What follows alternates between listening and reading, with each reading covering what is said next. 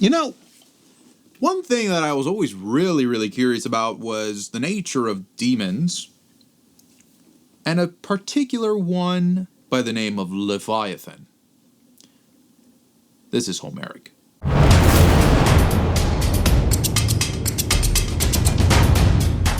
Tales of Leviathan have been told throughout centuries. It's even been named in terms of animal species. But Leviathan has to be sort of put together in a way that makes sense across many different types of mythologies. It's not really just one tale, it's many different tales, which makes this a very particularly challenging mythological creature.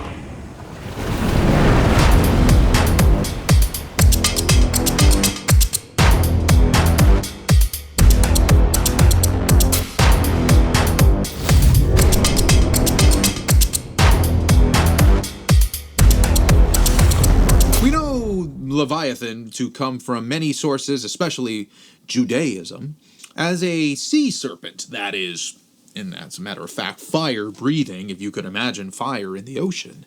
Fire-breathing, made of armor-like skin, and leaving ink within its wake anywhere it travels within the ocean.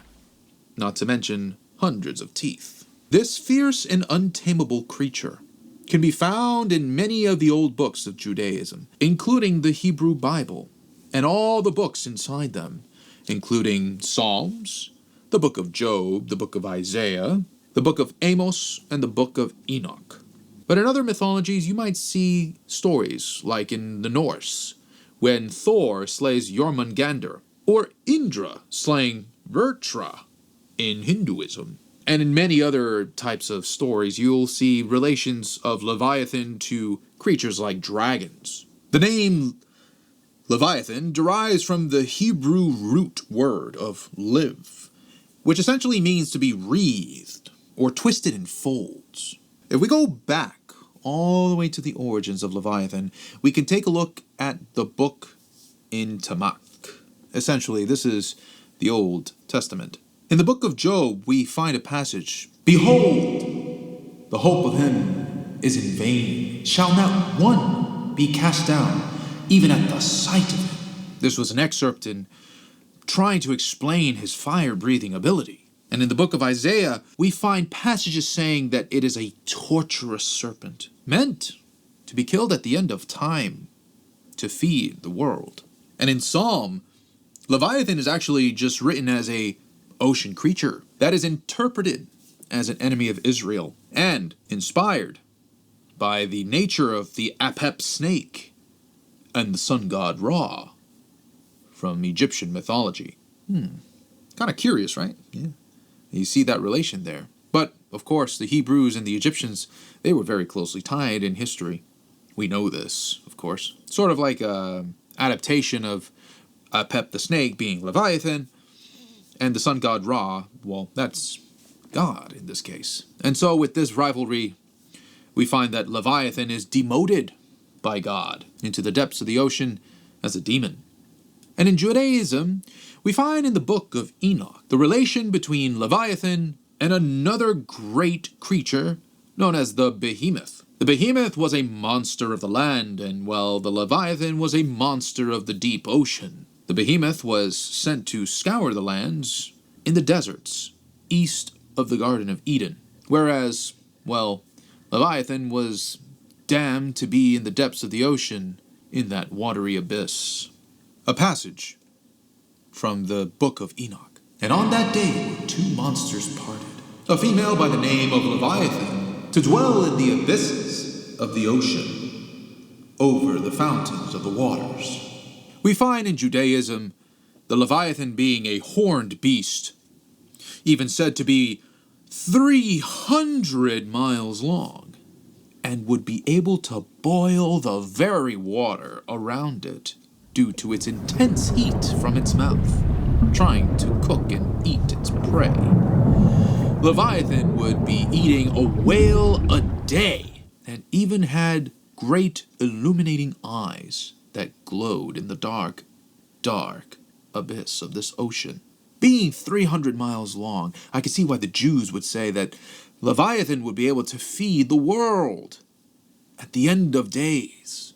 A great scrumptious feast. In Christianity, Leviathan is represented actually as Satan. Leviathan was threatening God's creations in the great upheaval in the oceans of chaos. And St. Thomas Aquinas would deem that the demon Leviathan would be representative of the sins of envy. And the German bishop and theologian Peter Binsfeld would also deem that Leviathan was one of the 7 princes of hell.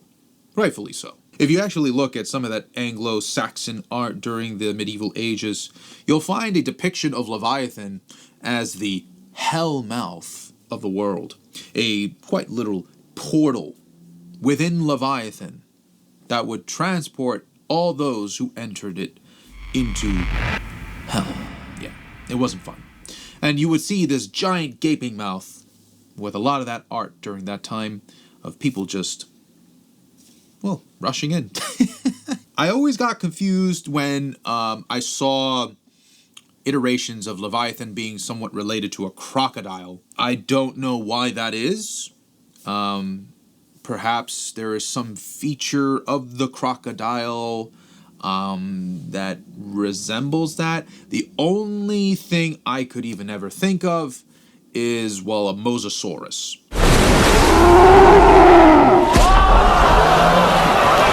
That would probably represent most closely to the crocodile, but I mean the mosasaur wasn't around during that time of Judaism and Christianity. I mean, this is just yeah. So on that note about dinosaurs, I mean, let's talk about the modern era here. In the modern era, the Leviathan really means any giant ocean creature in a sense, or any giant creature for that matter. But we've seen Leviathan, the term, being used in stories like Herman Melville's Moby Dick to describe the white whale, a giant beast that caused havoc and ruin Captain Ahab's life. And speaking of whale, the modern word in Hebrew actually refers to whale. And in modern science, there is even a category of the genus from sperm whales, known as Leviathan, which was up to 57 feet long and had teeth that were about 14 inches big. 14 inches? You know, I mean, that is unreal. Thank God it's a prehistoric animal. I certainly wouldn't want to come across the Leviathan. But one fun fact about that I really appreciated was that the actual full name was noted as Leviathan Melville. So you have this tribute to the original author because of Moby Dick. I like it when science does cool things like that. Why don't we do that more often? Out of these so many complicated words, just like, hey, like, because pop culture. But even another instance of Leviathan that is even more interesting to me is Anton LaVey's Satanic Church. Leviathan in the Satanic Church is one of the 4 crowned princes and actually represents a direction on the compass, the west, and the element of water, naturally. And one thing is that the sigil of Baphomet, the Hebrew letters around that sigil spell out the words Leviathan, starting from the bottom and work your way clockwise. And Leviathan's association to the princes was inspired by the book of the sacred magic of Abra Melin, the mage. Thinking about the powers of Leviathan was a little tough, but I really found it to be pretty accurate, considering all the myths put together. This list is kind of a compilation of what we've just talked about, borrowing from all of these sources and putting them into one, well, comprehensive list that might exhaust maybe all possibilities of maybe the powers of Leviathan. We already know that Leviathan is quite an immortal creature. It's not going anywhere. It's absolutely immortal. It will live eternally. But we know that it being a serpent physiology and having, well, aquatic nature, Leviathan being such a giant sea serpent would have the ability to manipulate life in the sea and also have oceanic manipulation, influencing the oceans. Being 300 miles long, yeah, I mean, if it really wanted to, yeah, it could make a whirlpool. Think quite easily. Leviathan was tremendously fast. Leviathan was the embodiment of chaos. I mean, it was a demon, for Pete's sake. It would create chaos wherever it went. And for that matter, it would manipulate chaos however it deemed. And as a beast, Leviathan could have a great sense of smell and even be able to detect seismic activity. For being so big, probably anything from as big to tectonic plates to earthquakes, probably to, I would say, even probably the slightest boat on the sea.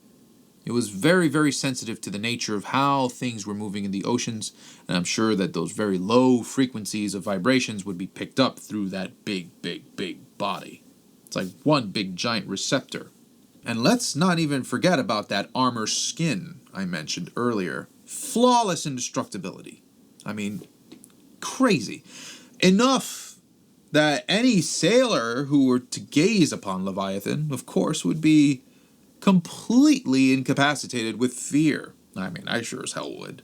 Going up against that thing? Nope. And remember its eyes? It could emit light, photons, through the ocean. Probably as a way to sort of draw in its prey. And without limitations of where it could go. I mean, ultimate freedom within the ocean sounds pretty nice in this regard. I mean, you were the biggest and the baddest boy on the block. Ain't nobody messing with the Leviathan. But I find it to be very curious that also Leviathan is a guardian. Guardian to the gates of hell.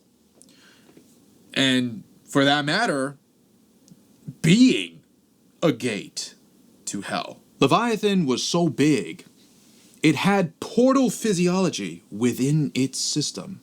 If you went in, you ain't coming out. It was able to ingest anything, matter of all kinds.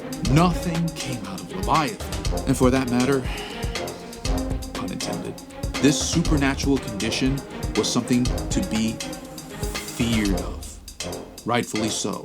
If you like this video, give this a like and subscribe to Homerik for more dark stories like this. I look forward to telling more tales of these in the near future. Thank you.